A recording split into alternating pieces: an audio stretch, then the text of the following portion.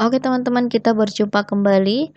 Di video kali ini saya akan kembali membahas tentang kisi-kisi kompetensi teknis khusus untuk teman-teman yang mendaftar analis SDM aparatur dan peranata SDM aparatur. Untuk teman-teman yang melamar di asesor dan apa ya satunya ya, analis pengembangan kompetensi ya kalau saya tidak salah. Nah, pokoknya itu. Nah, itu teman-teman, walaupun teman-teman lihat kisi-kisinya terlihat sama dengan analis SDM aparatur dan peranata SDM aparatur, tapi fokus kalian berbeda, ya. Nah, jadi untuk teman-teman yang mendaftar 2 jabatan itu, nanti mungkin kalau semisal saya ada kesempatan, saya bisa bantu teman-teman untuk sedikit, menguraikan kisi-kisi teman-teman. Kalau untuk asesor, dia itu fokusnya ke assessment, teman-teman. Kalau pengembangan kompetensi, ya fokusnya ke pengembangan kompetensi. Jadi, fokus kalian itu beda dengan analis dan pranata. Nah, saya akan bahas analis dan pranata dulu ya. Kenapa? Karena itu jabatan saya. Ya. Jadi jabatan saya itu adalah analis SDM aparatur, teman-teman.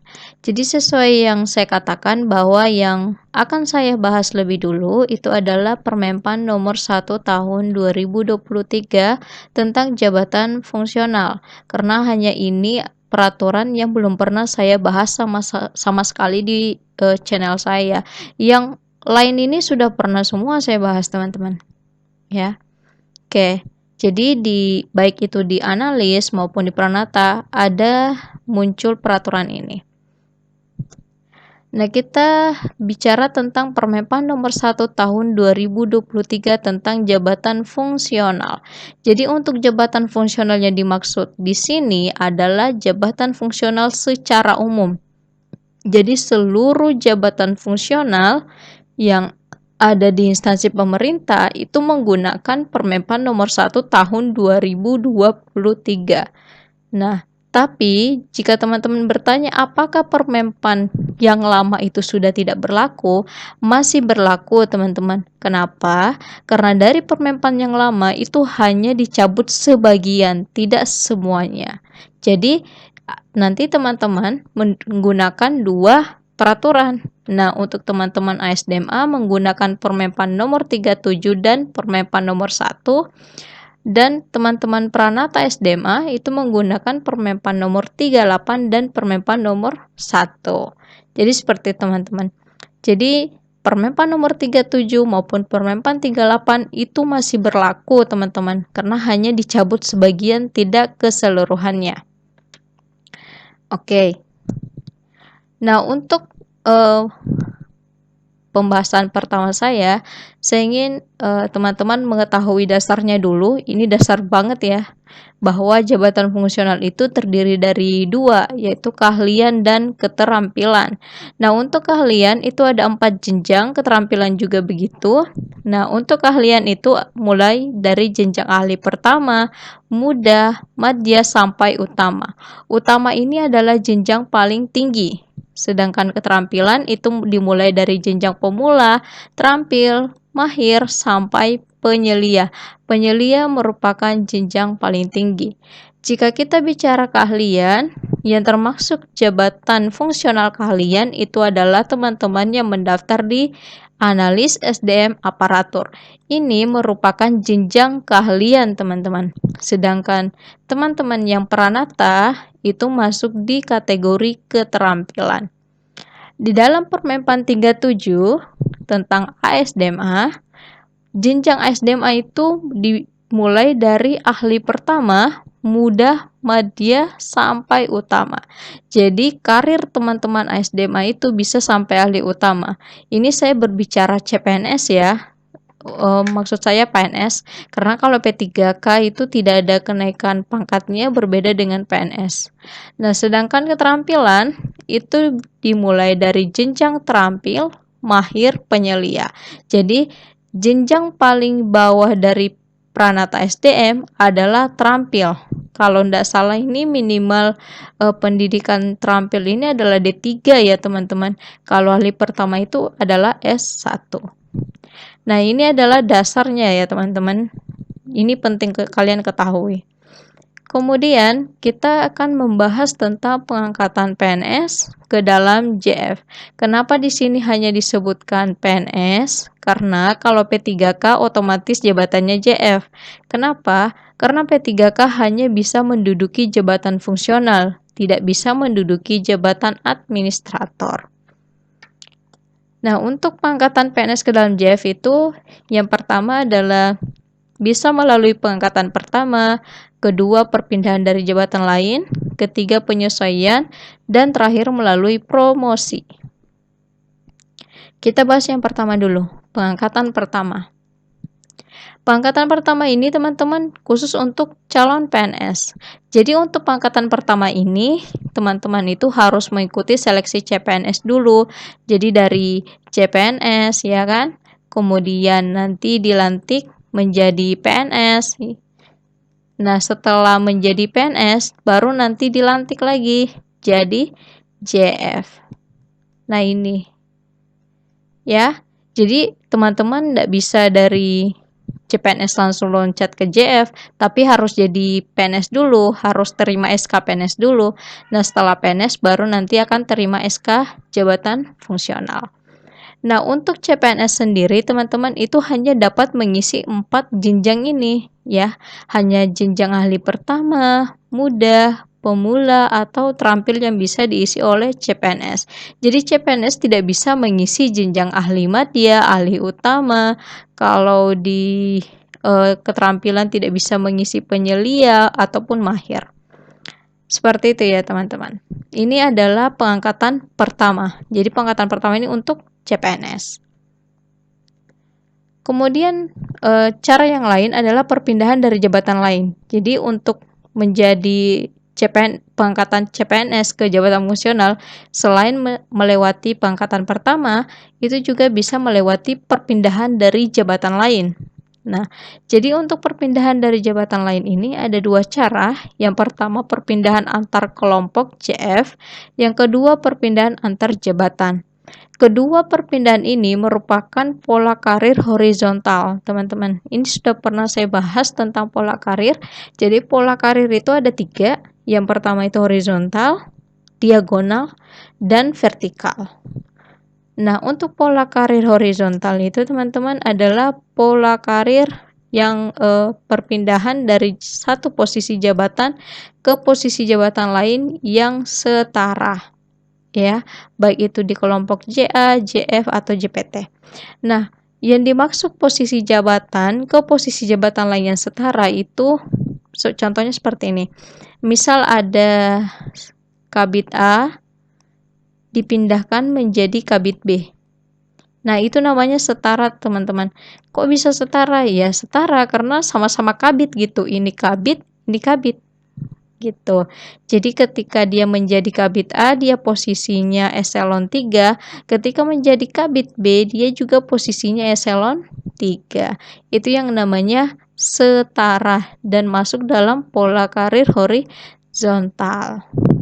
Seperti itu, teman-teman.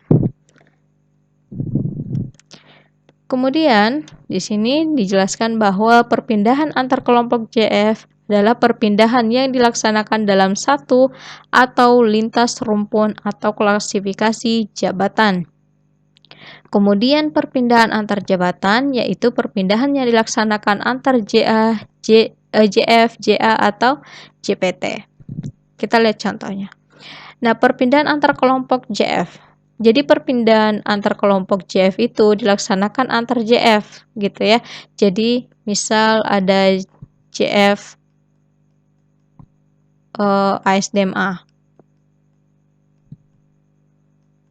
ASDMA ya.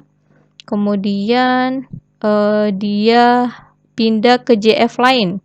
Contohnya misal JF perencana. Tahu kan kalau ada JF perencana, teman-teman? Nah, ini namanya perpindahan antar kelompok JF. Pindah. Gitu ya. Oke, itu perpindahan antar kelompok JF. Tapi ketika melakukan perpindahan ini tetap harus memenuhi persyaratan, baik itu kualifikasi, kompetensi, dan syarat jabatannya.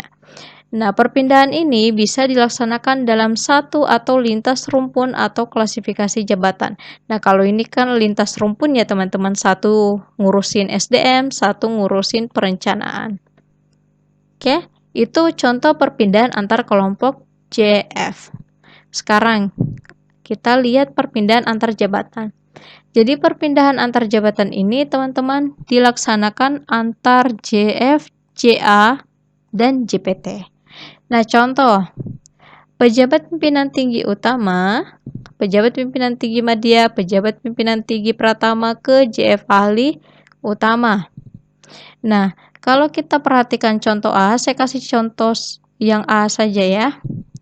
Kalau kita perhatikan contoh A, pimpinan tinggi utama, pimpinan tinggi media, dan pimpinan tinggi pratama ini merupakan kelompok JPT, teman-teman. Ya, jabatan pimpinan tinggi.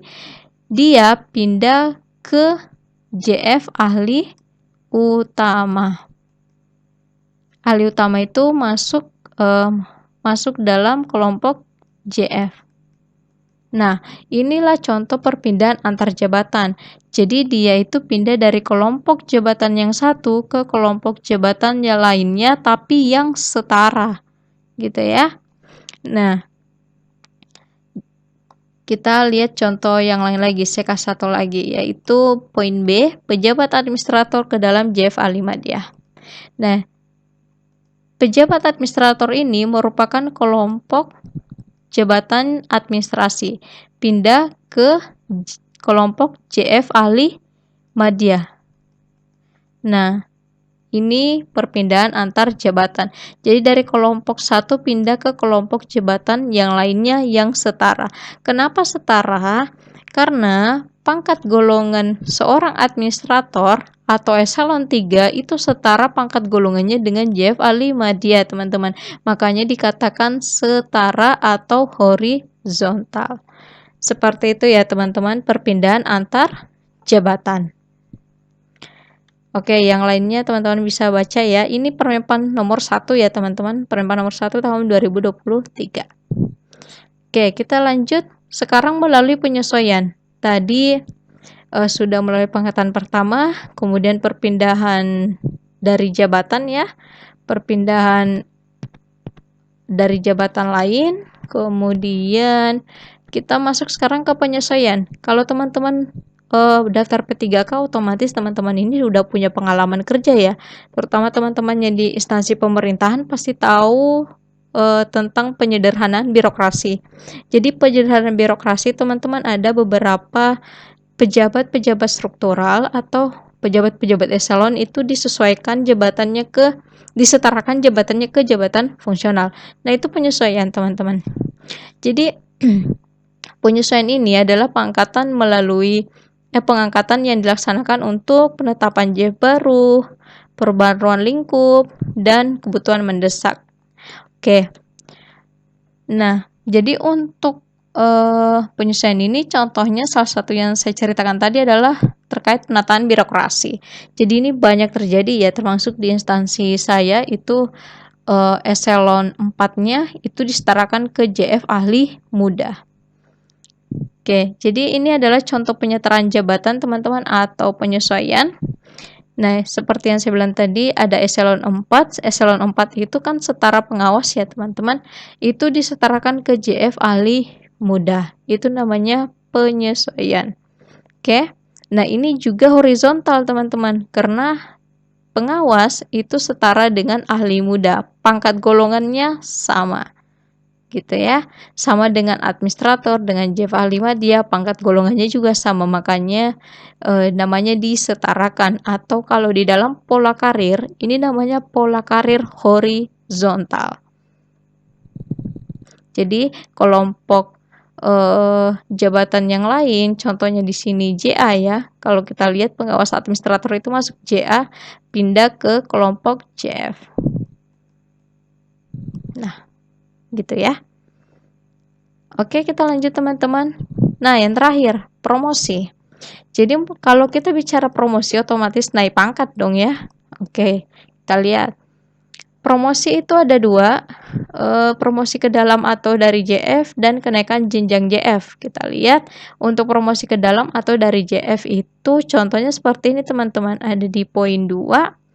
Nah, jadi untuk promosi ini menggunakan pola karir diagonal ya. Tadi kan horizontal. Horizontal kan tadi kayak gini ya teman-teman. Horizontal tadi kan yang setara ya, yang setara. Kalau kita bicara diagonal, dia itu miring kayak gini. Kenapa miring begitu? Karena dia itu beda kelompok jabatannya, kemudian dia naik dia naik jenjang gitu, dia naik pangkat ya. Kita lihat contohnya di sini. Kita ambil yang ini aja nih, ini gampang dipahami menurut saya. Nah, jabatan administrator dan JPT Pratama ke dalam JF ahli utama. Oke, jabatan administrator ini kan masuk kategori JA ya teman-teman, ya, atau jabatan administrasi. Dan JPT ini juga masuk kategori jabatan pimpinan tinggi atau kelompok JPT. Nah, mereka itu JPT Pratama itu dipindahkan ke dalam kelompok JF. Nah, JF yang akan diisi itu adalah ahli utama. Kalau kita balik lagi ke yang sebelumnya, kalau kita lihat jabatan administrator ini teman-teman itu setara dengan JF ahli madya. Tapi kalau kita menggunakan pola karir diagonal, artinya dia naik pangkat, berarti jabatan administrator ini harus naik ke jenjang JF ahli utama. Karena kalau madya berarti dia setara.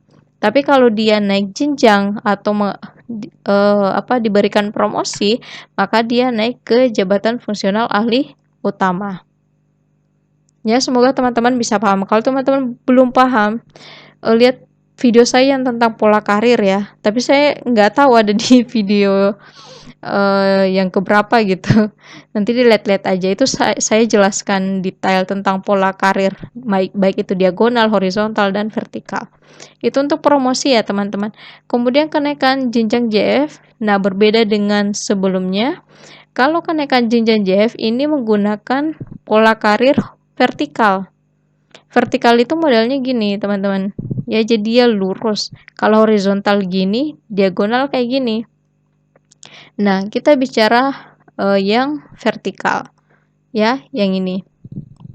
Oke, kalau yang vertikal, teman-teman, berbeda dengan horizontal yang setara, berbeda dengan diagonal yang naik tapi pindah kelompok jabatan. Kalau vertikal, dia masih di dalam satu kelompok jabatannya, teman-teman, tapi naik gitu. Contoh, dari JF ahli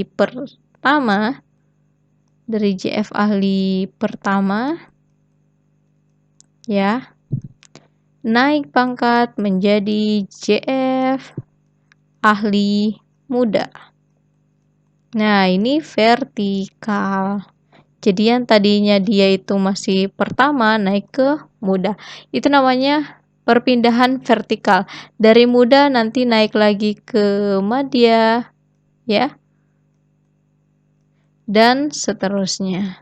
Itu vertikal teman-teman. Tapi kalau dari JF muda pindah ke pengawas, itu namanya horizontal. Tapi kalau dari JF muda pindah ke administrator, yaitu namanya diagonal. Gitu ya. Semoga teman-teman bisa memahaminya. Oke teman-teman, itu yang terakhir ya. Oke, itu tadi yang bisa saya sampaikan. Jadi saya sampaikan dari hal yang paling awal dulu. Tentu saja materi kita ini masih berlanjut teman-teman. Saya usahakan buat materinya lagi. Kalau boleh tahu teman-teman ini sudah ada jadwal ujiannya enggak ya? Kalau sudah ada mungkin bisa tulis di kolom komentar supaya saya bisa menyesuaikan. Mohon maaf ya teman-teman jika saya ada salah-salah kata atau dalam menyampaikan materi saya ini. Semoga bermanfaat untuk kalian semua. saran saya teman-teman bisa cari referensi lebih banyak lagi ya, silakan nonton YouTube yang lain atau cari referensi belajar yang lain, ikut kursus, karena itu akan membantu teman-teman. Kalau teman-teman tanya ke saya ada ndak bimbel yang recommended, saya ndak bisa merekomendasikan bimbel sih teman-teman. Kenapa? Karena saya tidak tahu bimbel yang mana yang membuka tentang P3K. Karena dulu saya ikut bimbel itu khusus CPNS ya, bukan P3K. Oke, oke teman-teman, itu saja yang bisa saya sampaikan. Sampai jumpa di video selanjutnya.